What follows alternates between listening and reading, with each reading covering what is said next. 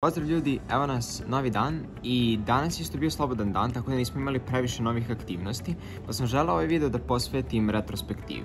Imamo dosta novih subscribera na kanalu, što mi je jako drago da vidim.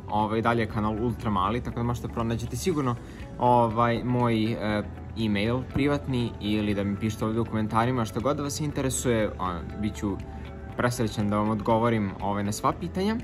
A ovaj video, želim da posvetim retrospektivi i da tim nekim novim ljudima koji su se priključili, koji prate, objasnim šta znači dan 13, day 13 na Boldu. Šta je uopšte Bold i kako smo mi došli do ovde. Tako da, ajde da počnemo redom. Prvo, šta je Bold uopšte? Znači, Bold i ovaj ceo serijal je nastao kao pregled šta i kako izgleda razvoj našeg startupa u Americi. Bold program je program namenjen mladim preduzetnicima u Srbiji i sama Bold organizacija ima veliki broj različitih programa koje organizuje. Jedan od njih je u saradnji sa organizacijom koja se zove EGC, Entrepreneurs for Global Change, koja vodi mlade preduzetnike između 18 i 25 godina u Ameriku da razvijaju svoju ideju. I to je ovaj program na kojem sam ja trenutno. Pored toga, Bold ima još veliki broj različitih programa, tako da kucajte samo ako ste iz Srbije, Bold Srbija, i ako ste iz Bosne i Hercegovine isto ima u suštini Bold varijanta u vašoj državi, tako da slobodno kucajte Bold pa naziv vaše države i pretpostavljam da će biti. I možete da se prijavite na njihovu mailing listu, besplatno je da budete deo tog njihovog community i da vas oni obaveštavaju za različite eventove koje imaju. Tako da dogodine, ako ste zainteresovani, možete da se prijavite za ovaj program Bold Fellowship for Entrepreneurship i da i vi možda dođete u Sjedinjene Američke Države da razvijate neku svoju ideju koju imate. Tako da, ukratko, to je Bold i to je program na kome se ja nalazim. Trenutno je dan 13, kako snimamo ove daily vlogove i kako prolazimo kroz naše dešavanja ovde u Americi. Krenuli smo iz Srbije 17. marta i prvo smo leteli do Frankfurta, zatim smo od Frankfurta leteli na JFK u Njujorku i prvih 5 dana smo bili baš u srcu Njujorka, pored Central Parka u hotelu koji se zove JMCA, ako nisam pogrešio.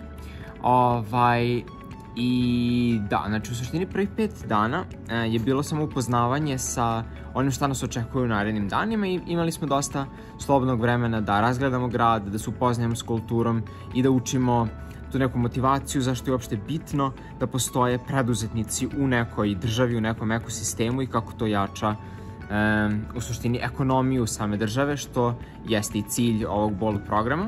To nisam rekao, Bold program je sponzorisan od strane Američke ambasade, tako da celokupan put je plaćen.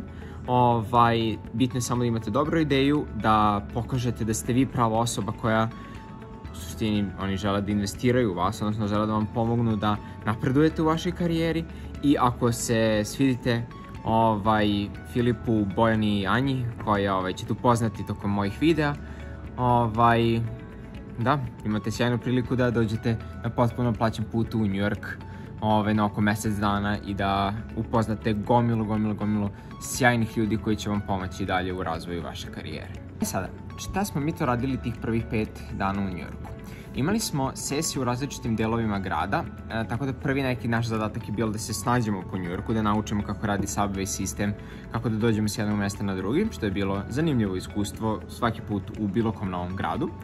Ali onaj fokus na koji su stavljene tih prvih par sesija jeste u razumevanju važnosti svega ovoga što mi ovde radimo i vrednosti kako da iskoristimo što više samo ovo iskustvo na kome se nalazimo. Kako da taj network ljudi koji ćemo ovde upoznati, neki ljude ovde, studente možda čak, ili ljude koji su već nešto postigli u svojim karijerama i u industriju koji se bave, kako da se povežemo s njima, kako da ostvarimo neku dublju konekciju s njima, u suštini kako da networkujemo. I to možete da pogledate, znači moje prve videe, dan 1, 2, 3, 4, gde sam pričao dominantno o tome i nekim tim uvodnim temama, da razumete uopšte šta su startupi, kako da započnete svoju ideju, kako da tražite ideju i slično. Takođe, ono što je bitno i što smo pričali ovih prvih par dana, što se nadovezuje na tu priču o networkingu, jeste da smo imali prvi pitch. Odnosno, pitch je kratko predstavljanje onoga što mi radimo. Ima različitih vrsta pitcheva. Tačno, mislim, taj konkretno na kome smo mi radili se zove elevator pitch, zato što je ideja da u 60 sekundi ili manje objasnite nekoj osobi kojoj se nalazite kao u liftu, tačno šta vi radite i da pokušate da je zainteresujete, jel? Tako da smo imali te prve pitcheve, vežbali smo kako da konkretizujemo tu našu ideju, jer dosta ljudi ovde su došli samo sa okvirnom ili industrijom ili marketom u kome žele da razviju ideju, ali nisu imali konkretno šta to oni žele da naprave, koje je njihovo rešenje tog nekog problema koji su uvideli. I to je bilo skroz okej. Tako da, to ono što sam rekao na početku, bitno je samo da ste vi motivisani da radite na toj nekoj vašoj ideji, nije toliko bitno da već imate neko ogromno iskustvo u preduzetništvu, ovo je dosta kurs za početnike, jel? Mi, odnosno Tamara i ja, devojka koja snima sa mnom na ovom YouTube kanalu, vidjet ćete njene videe, možete puno da naučite. Mi smo već prošli kroz neke te programe akceleracije, tako da smo imali relativno definisano startup ideju kojom ćemo se baviti, ali je bilo odlično to preispitati i ono što smo, jednu od glavnih stvari koje smo naučili je da uvek treba validirati te naše neke hipoteze koje imamo. Jeste da mi razvijamo tu našu ideju i da uvek je unapređujemo, ali nikad ne treba prestati pričati sa našim potencijalnim korisnicima, pičovati našu ideju i slušati feedback koji ljudi imaju i kako mi možemo te neke naredne korake do kojih dolazimo, kako da unapredimo ono čime se bavimo. Ok, i prošlo je tih nekih prvih 4-5 dana, obišli smo New York, pričali smo o tim nekim motivacijama i tada se mi svi zajedno selimo u Buffalo. To je jedan grad koji je takođe u New York State-u, u suštini u istoj kao saveznoj državi ovde u Americi, ali je dosta severnije i padao je sneg kad smo mi bili, ali dosta njih je to obeshrabrilo i baš su se zatvorili i rekli, a bili smo u New Yorku, bilo je sjajno, zašto sad dolazimo ovde u Buffalo. Ali onda smo pokušali da pogledamo to na drugačiji način. Kako možemo mi da maksimizujemo situaciju u kojoj se nalazimo? I to je nešto što sam pričao o tome u videima i vidjet ćete ovih prvih par videa o Buffalu da smo baš pričali o tome kako da maksimizujemo situaciju koja nam je data. Da se ne žalimo, da ne kažemo sad ću da budem očajan što sam ovde, nego hajde vidimo šta to Buffalo ima da ponudi, šta to ta situacija u kojoj smo se novoj našli ima da ponudi i kako da je maksimizujemo. I nisam imao tačan proces koji sam koristio kako da to uradim. Uvek sam samo trudio da brainstormam puno ideja kako mogu da se povežem s puno ljudi, kako mogu da probam nove stvari i tako dalje. Ali nešto što sam juče, što mi je baš rezonovalo i trenutno se time vodim i mislim da može i vama da pomogne u tome da definišete kako da maksimizujete te situacije, jeste da probate da vidite šta sve možete da date.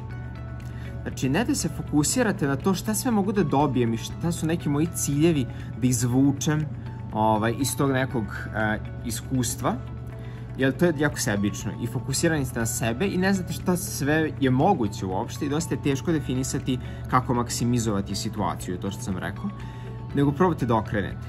Maksimizovat ćete situaciju tako što pogledate kako možete da date što više stvari. Šta je to sve što vi posjedujete, što možete da pružite, na primjer, u Buffalu, u kojem se nalazimo, i to će vas u suštini voditi da definišete kako da maksimizujete situaciju. Na primjer, ja stvarno nisam imao neku nameru da izvučem nešto iz studenta na Buffalu, nego sam samo želeo da se konektujem s njima i da probam da im dam neki feedback na neke njihove ideje što su radili ili da im približim ovo čime se mi bavimo, da vidim kako mogu da im pomognem. Naišao sam na jednog dečka koji drži kao studentsku organizaciju na Buffalu koja se bavi avijacijom, odnosno imaju simulatore različitih aviona na kampusu i možete da učite kako da letite tipa Boeingom 747 ili nekim fighter jetovima na severu Amerike. Ludo, mislim, nikad mi ne bi palo na pamet da je to uopšte moguće, a samim tim što sam se potrudio da izađem iz svoje komfort zone i da dam nešto tim ljudima. Desilo se tako nešto neverovatno i upoznao sam tako neverovatni ljudi. Tako da, ako ne znate šta vas čeka sa neke druge strane, dajte priliku. Stvarno, ne treba previše da se opterećujete time, samo budite iskreni u toj nekoj vašoj nameri, dajte priliku i postoje šansa da će se desiti neverovatne stvari, da ćete upoznati neverovatne ljude. I eto, to su neke glavne stvari o kojima smo pričali, koje smo učili ovih 13 dana. Poslednje što želim da vas ostavim jeste da tražite ideje.